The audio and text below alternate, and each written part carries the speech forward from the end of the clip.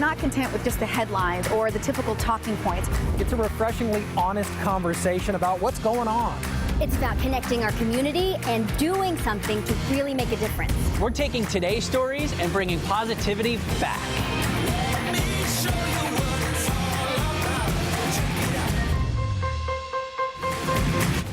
Well, hi, everybody, and welcome to Take 5 here on King 5. It's our maiden voyage, our first show.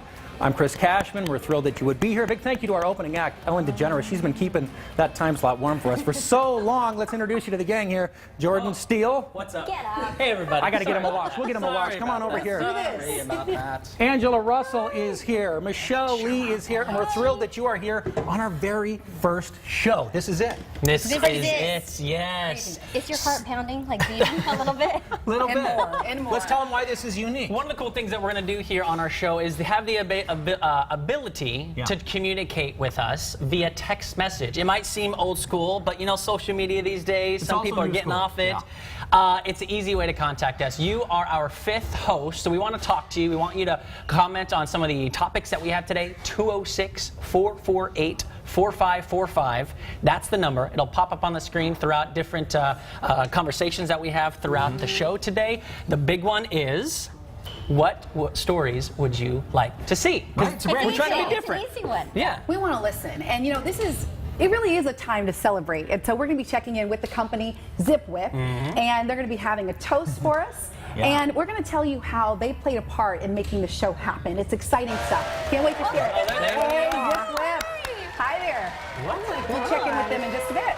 Look at that So these are just crowd. some of the people that make this software, this ability possible. We think it's going to be a lot of fun. They do warn us that we will probably be overwhelmed by how many text messages you will send. So We have our again, I just got one. what kind of questions, what kind of stories would you like us to feature here on the show? 206-448-4545. Text us anytime during the show. We love it.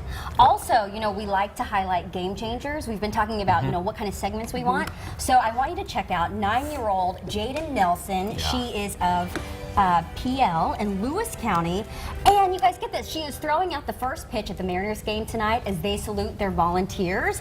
And she's so amazing, putting together a lot of fundraisers for sick kids. We are going to talk to her before she hits the mound at Safeco. You are going to love her. We're going to hear from her in just a few minutes. Can you hear all those notifications going up? That's our iPad. It's adorable. You know, other shows might hide the fact that all of their phones are buzzing and blinging, but that's you guys texting us at 206-448-4545. We knew to silence our phones, not our iPads. We're going to respond. We already see a lot of story suggestions, the kind of stuff you want to see on the show, but there's a lot going on, a lot we've got to get to today here on the show, so let's jump into some of the stories happening. We call this the Fast Five, ladies and gentlemen. Some interesting stories happening here. King County's new sheriff made her first big announcement regarding an incident from last August. Detective Rich Rowe pointed a gun at a motorcyclist during a traffic stop.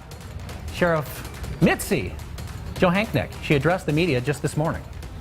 I've decided Detective Rowe's behavior that day lacked courtesy and was conduct unbecoming a member of the King County Sheriff's Office. Sheriff Johanknecht said Rowe agreed he was wrong and apologized. Rowe faces a 5-day suspension. Jenna Bushhager got emotional on the Today Show while talking about her 92-year-old grandmother, Barbara Bush. Former First Lady has been treated for Graves' disease for 5 years now, and this weekend she decided she's not going to seek additional medical treatment there. Former FBI Director James Comey says Donald Trump is morally unfit to be president. Comey made these comments part of a promotional tour for his book out tomorrow, and the book tour officially starts Wednesday, actually, with a sold-out Comey stop in Seattle on Sunday at Seattle University. Rebuilding trust is the focus of a Kent School District community meeting tonight at 6 p.m., the first of several meetings hosted by Superintendent Calvin Watts, who has faced criticism recently, allegedly a mishandling communication about the school's budget. And an incredible donation, and no one to thank, almost. A woman known simply as Suzanne made her largest ever philanthropic gift to a Seattle radio station, KEXP. They're our friends. She donated just under $10 million. KEXP says Suzanne loves music, wanted to say thank you, but she also wants to be anonymous. By the way, if you want to read more about any of these stories, you can just text us. Text the keyword FAST. Just text FAST to 206-448-4545. We'll kick you back those stories. You And can you'll read all probably about hear it. your notifications going on. Doing The KEXP story is so unique. I mean, it's listener generated, so I mean, obviously they rely on donations, but we're going to team up with them. Yeah, I mean, we're going to be doing We shows should every point day. out this is interesting timing for us because we're going to be out there next Friday live at KEXP. We'll take you over to their cool new space at Seattle Center. That's going to be fun. All right, so you had the Fast Five. Can I top that like maybe a sixth story? I'm going to bring in some weather knowledge for you because we all know the rain is driving us a little crazy. It typically happens this time of year, but you may not have known it. This is one of the rainiest Aprils ever, and we're only halfway through the month. All this rain is causing problems, as you can see. Check out this mudslide. It was a miniature mudslide or a tiny one, but still it had that tree come across the tracks. This happened around 6 this morning. The north lane is still closed, and there could be potential for more landslides to come. Now, we talk about the conditions. Let's walk with me over here real quick. If you guys can see, I mean, it's not really a beautiful April day. We still have cloud cover. It is still a little, as I like to call, but at least it's not pouring rain, right? Check out some statistics. Look at this. So 1991, the rainiest April ever, just about 6.5 inches. Now this year, we're at number 4. If we get no more rain, we'll be at the 4th wettest April ever, but this will make you happier, right? We go from now until June. We're in between the below average rain chances and the above average rain chances, which means I think we could get to some more sunshine. So hopefully you guys can get off my back, get a little bit more sunny You know out what's so here. great? Is these text messages are pouring in and we can't even silence the notifications. Not only am I seeing text messages saying, hey, this is so great, we can text you during the show, but as you were giving the forecast, people said, don't forget about the weather. I still want to know about the weather. Good. And There you you go. delivered That's it what right you had to on long We range. just knew. That's the long Right range. on cue. You guys wouldn't believe how many text messages we're getting. We're going to get to some of those coming up. All right, so now let's head on over to Michelle Lee. She is at our little touch screen, giving us a little idea of what's going on from this point forward. Yeah, let's go ahead and take a look at the Five Hive, and that is our social community brought together to do good.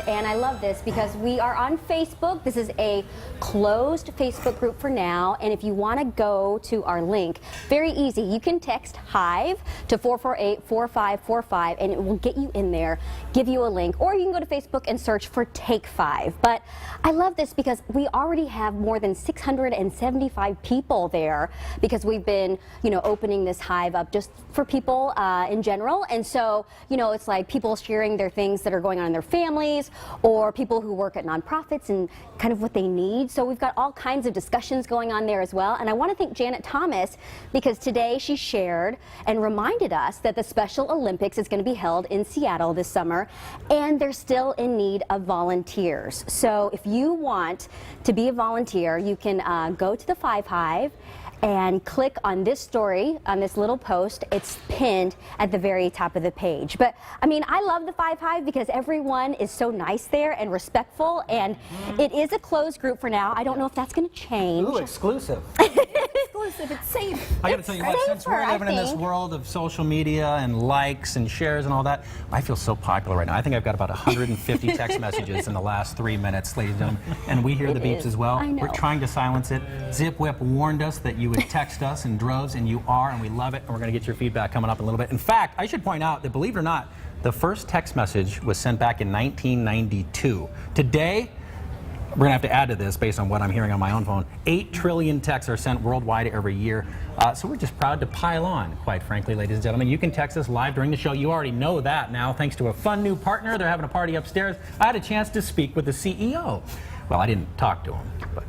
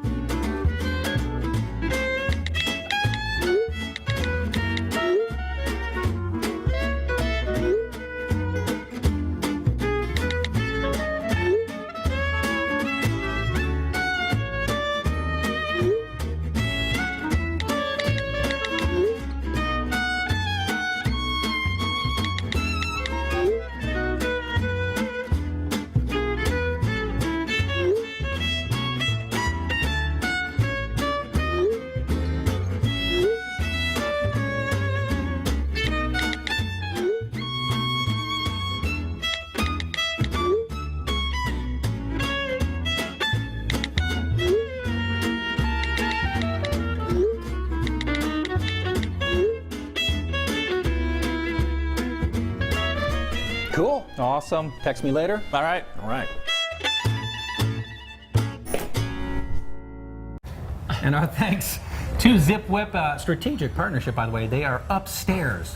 Little insider tip here at King 5 at Home Plate Center, and they are proposing a little toast to us. They're having a celebration up there while we're down here doing all the heavy lifting. Thanks, you guys. Shout out to Zip Whip. We really Zip Whip. appreciate the And you partnership. were right, by the way. Everybody in Seattle from the 509 has even texted us. In fact, Jordan, they said, hey, what's the 24-hour forecast for Wenatchee? Oh, it's a good question. You're on the hot seat. Actually, well, the fact that you're on the east side, drier, so that's good. Maybe some sunshine. And someone else texted that they would like us to talk about lupus awareness. Okay. And someone also said, hey, tell us about the best places to go and explore the area. And we do have a segment for that you'll be hearing about, the Pride of Pacific Northwest. So gotcha. Jordan will be showing you like the coolest stuff to do around here. Yeah. So really excited about that. Yeah. But I guess enough about us, and we should get to more of the news. So let's do it. A lot of people today talking about Starbucks, the situation around a restaurant there. It really escalated today in Philadelphia with protesters effectively shutting down the store and chanting that Starbucks is anti-black. Now, while this incident sparked a lot of anger, there is a lot of good that's already coming out of this. And I want to take a moment to highlight that and how it relates to you. And this is part of a segment here on Take 5 that we call the Deep Dive. It is where we go beyond the headlines to dive deeper into the nuances of an issue. So for this Starbucks story, there are 3 things I want to point out that are evidence that we as a community might end up being better for this. One has to do with speaking up. This is the woman whose video of the arrest has been shared 4 million times, Melissa DePino. She saw what was happening and started recording. She even tweeted to Starbucks. And what she saw is the video here. 2 men being arrested for trespassing after they hadn't purchased anything and refused to leave. They said at the time they were waiting for a friend. Ever since on Twitter, she hasn't asked of anyone willing to listen. I wanted to show you the tweet. Here it is. Ever since I posted this, I've had white strangers and friends say, there must be something more to this story. That assumption is a big part of the problem. It does happen all the time, just not to you and me. Believe it and speak up. Look, whether it's about racial injustice, bullying, or child abuse, that push to speak up when you see something wrong is a great reminder for us all, don't you think? And it's been retweeted 28,000 times. The second positive sign is that Starbucks has announced plans to train employees in unconscious bias. And here's a clip of the message the CEO, Kevin Johnson, posted on Facebook. Now, there's been some calls for us to take action on the store manager. I believe that blame is misplaced. In fact, I think the focus of fixing this, I own it. This is a management issue, and I am accountable to ensure we address the policy and the practice and the training that led to this outcome. And that brings us to the third thing that stands out as a potential game-changing moment. More people are talking about what's called implicit bias or unconscious bias. Basically, the idea that you can judge and stereotype without being aware and while having good intentions. There have been a lot of studies on it, but a show here on NBC is a great modern-day example of attempts to avoid that bias. You know that show, The Voice, which is a talent show. They have the blind audition so that they aren't influenced by how a person looks or dresses, only the voice. And I do want to be clear about one thing. I mean, we aren't always able to take a story like this and highlight the good in it. But in this case, because we had a bystander speak up and a company not only accept responsibility, but outlining a plan to implement a change, this is a moment when we can take 5 to acknowledge it and ultimately learn from it. Right. You know, it's so funny when you said Melissa tweeted about all these white responses saying, I want to know the full side of the story. Right. That's exactly what I thought. I was like, okay, hold on a second. Before I make any kind of judgment, I want to know what the barista was going through. Did she or he feel threatened? What was actually going through that person's mind in order for them to call the police and kick those people out? So I don't know if that makes me you know, racist by any means. I just want to know the full story, and that's my own personal perspective. But with this being said, I really like the fact that so many of us have a voice now. Everybody's standing up. Kids, women. It's making our world more transparent, which is going to make everything so much better in the long run. And so I think social media is helping in that aspect of it, because you can get the video, you can get it out there and say, this is what I saw, and this is, you know, this is racial injustice, or, well, the whole story's not there, this is what I saw. So that's just what's going on through my mind too. Yeah, well, I Right. feel like I just had a sermon. Amen. That was good. It's not racist to want to know the whole It's human. Right. It's human. And Right. she's just saying it is unbelievable, but there's also a part of it that's like, no, we need to recognize this is happening to people. And I know we're short on time, but I will add, I remember less than a year ago, I was in a neighborhood to return a friend's phone. She had left it at my mom's house. And I get out of the car, and this couple, they come up to me and say, what are you doing in my neighborhood? And I'm like, I'm just returning my friend's phone. And they chased me to the car. Oh, I'm so serious. And I was like, no, I'm just trying to return my friend's phone. And they were like, get out of our neighborhood. I know what you're doing here. I mean, and this was just a year ago. Ignorance is a lot. So I mean, it does happen, but I understand the need to know more, and we should have both. We can be able to hold both. Yeah. Oh my God! I'm sorry, I didn't mean to shock you. I feel so sorry. I'm There are many more shocked. stories I like know, that, I you know. know? And it's like, unreal. no, I'm a journalist. Yeah. unreal. Anyway. Yeah. Well, I do want to talk about this other incident that happened at another Starbucks, this time in Los Angeles. So I'm going to walk over to Okay. the monitor with Ryan. Hopefully this will work for us. This was posted by a guy named Brandon. I want to make sure, Brandon Ward, on Saturday. But it was recently posted by Sean King. He's an activist. It was posted today. And what you're kind of looking at is a bathroom door right now. So you're going to see more in just a little bit. But in the video, you learn that Brandon Ward, the person behind this video, was refused a bathroom code in Starbucks. And then he was waiting for this person to come out. This person is a white man. And he said, hey, did you buy anything before you went to the restroom? He said, no, I didn't. So eventually, you're going to see Brandon have a confrontation with a Starbucks barista, and he ends up leaving. So I wish we knew a lot more about this story, but it certainly is something that a lot of people are talking about today, and it's certainly something that maybe Starbucks will have to address. But again, it looks like it was posted on Saturday. Of course, it could have happened months ago, for all we know. Well, it's certainly topical, and we know that the internet's reacting. We want you to react as much as I don't want to melt my phone anymore. 206-448-4545. What we're wondering is, do you see this as an isolated incident? Was it that location in Philly? Do you see this as a bigger? Is this a Starbucks problem? Is this a society problem? We know at large it is indeed. But what do you think? Are you avoiding Starbucks today? Are you okay with supporting your local chain? Have they treated you right? 206-448-4545. Is this isolated or a bigger problem? We're going to read some of your answers coming up. By the way, we are getting a lot of texts to kick off the show. We just asked you about story ideas. And what I love is what I'm reading. Look at all these. Communities have fundraisers.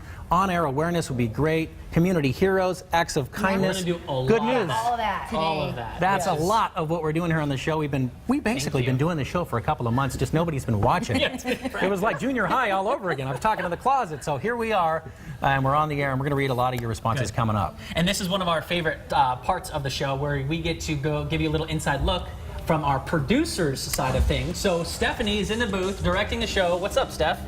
Hey guys, yeah, I'm back here in the booth. This is where I'm the producer, Doug's the director. He was a little bit offended. I'm not directing, I'm just producing back here. My apologies. But so when you were reading those story ideas coming in through the text messages, I was wondering, what about mystery? Because this is a little bit of a mystery that we're trying to solve here on Take 5. Let's take a look at the video, Doug. This is a family in Mountain Lake Terrace. They had 3 pink flamingos on their lawn, and one day they realized that one was missing. And there was a note there, and it said, I need to get out of this cage for a while. I'm going on vacation. And then a few weeks later, you see that flamingo right there that has stuff around its neck? That's the one that showed back up. And they had a note letting the family know there's now a Facebook page. Let's look at that, Doug. This is a Facebook page about all of the adventures that flamingo went on.